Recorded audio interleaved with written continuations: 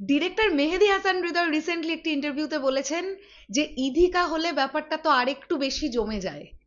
আমি দেখলাম ডিরেক্টর মেহেদী হাসান হৃদয়ের রিসেন্টলি একটি ইন্টারভিউ, সেখানে ইধিকা পলকে কেন্দ্র করে একটা প্রশ্ন করা হয়, কারণ বরবাদে আমরা কিন্তু দেখতে পেয়েছিলাম মেগাস্টার শাকিব খান এবং বিপরীতে নায়িকা হিসেবে আমরা পেয়েছিলাম ইধিকা পলকে। তাই হৃদয় ভাইয়াকে এই প্রশ্ন করা হয় যে ইধিকা পল মেগাস্টার শাকিব খান এই ব্যাপারটা যদি আবার হয় আপনি কিভাবে কি ব্যাপারটা দেখছেন। তখন হৃদয় ভাইয়া কিন্তু একদম পুরো বিষয়টা বলেন যে ইধিকা পল হলে তো ব্যাপারটা আরেকটু বেশি জমে যায়, তাহলে কি এখান থেকে আমরা এক্সপেকটেশন রাখতে পারি বা এরকম চিন্তা ভাবনা কি করা যেতে পারে যে টিমের সঙ্গে ইধিকা পলের অলরেডি কথোপকথন চলছে এই সিনেমাটি নিয়ে। বন্ধুরা, একটা জিনিস অস্বীকার করে কিন্তু কোনো লাভ নেই যে এর আগে মেগাস্টার শাকিব খান এবং ইধিকা পল এই জুটি বড় পর্দায় এসেছে মোট দুবার, এক প্রিয়তমা, দ্বিতীয় বরবাদ। এই দুটো সিনেমায় কিন্তু বাংলাদেশ ফিল্ম ইন্ডাস্ট্রিকে হিলিয়ে রেখে দিয়েছিল ভাই কি হয়ে গেছে। ইধিকা পল কিন্তু নিজেকে প্রুভ করতে পেরেছে মেগাস্টার শাকিব খানের বিপরীতে। তার বিপরীতে দাঁড়িয়ে পারফরমেন্স দেওয়া এটা খুব ইজি ব্যাপার ছিল না, কিন্তু ইধিকা পল সেই জায়গাটা কিন্তু নিজে তৈরি করেছে দর্শকের মনের মধ্যে। বরবাদ দেখবার পরেও কিন্তু আলাদা করে ইধিকা পলের ক্যারেক্টারটা নিয়ে প্রশংসা করেছে অডিয়েন্স, যে ওই ক্যারেক্টারটার যে পারফরমেন্স ইধিকা পল দিয়েছেন জাস্ট দারুণ ছিল। আমার কোথাও গিয়ে এটা মনে হয় যে বরবাদ টিম বা এই যে যে টিমটা মানে real energy production house, megastar Shakib Khan এবং মেহেদী হাসান হৃদয়, তাদের হয়তো চিন্তা ভাবনার মধ্যে ইধিকা পল ডেফিনেটলি থাকবেন, এটা আমার কোথাও গিয়ে মনে হয়।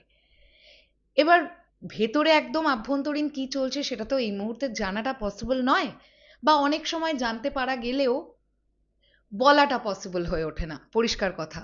তো এখনই কি হচ্ছে এটা এত আর্লি সবকিছু ডিসকাস করার টাইমটাও আসেনি, কারণ টিম এখন একেবারেই জাস্ট প্রি প্রোডাকশনের মোমেন্টটাতে আছে। এখন অনেক কিছু অনেকের সঙ্গে কথা হবে, ব্যাটে বলে মেলার ব্যাপার থাকবে, অনেকটা হয়তো দেখা যাবে যে কথোপকথন হয়েছে, লাস্ট মোমেন্টে এসে দেখা গেল ব্যাটে বলে মিলল না, ক্যারেক্টার চেঞ্জ হলো বা কাস্টিং চেঞ্জ হলো, অনেক কিছু হতে পারে।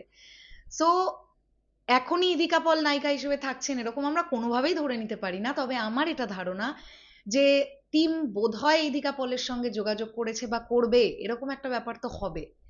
তবে আরো একটা বিষয় বলি, রিসেন্টলি যখন রকস্টারের প্রিমিয়ারে প্রডিউসার শাহরিন আক্তার সুমিকে এই প্রশ্ন করা হয়েছিল যে আপনি আপনার নেক্সট ফিল্মে নায়িকা হিসেবে কাকে নেবেন ভাবছেন, তখন শাহরিন আক্তার সুমি কিন্তু বলেছিলেন এবার আমরা বাংলাদেশি কোনো নায়িকাকে ভাবছি, এটাও কিন্তু তিনি বলেছিলেন। তো এক্স্যাক্টলি কি হচ্ছে না হচ্ছে কিছু বুঝতে পারছি না, এখনই বোঝাটা সম্ভব নয়। তবে যদি ইধিকা পলকে এই সিনেমায় নায়িকা হিসেবে দেখতে পাই আমরা, এই ব্যাপারটাকে আপনারা কিভাবে দেখবেন সেটা অবশ্যই কমেন্ট সেকশনে জানাতে পারেন। আর অবশ্যই অনেক অনেক অনেক শুভকামনা রইল এই টিমটার জন্য, দারুণভাবে কাজ করুক। ইতিমধ্যেই জাস্ট দর্শকের প্রত্যাশা কিন্তু তুঙ্গে, জাস্ট তুঙ্গে। আগামী বছর রোজার ঈদ ফাটিয়ে হোক, বরবাদের রেকর্ডও ব্রেক করে যাক, আমরা এটাই চাই। শেষ করলাম ভিডিওটা, আসছে আবার খুব শিগগিরই, তাহলে এখনের জন্যে টাটা।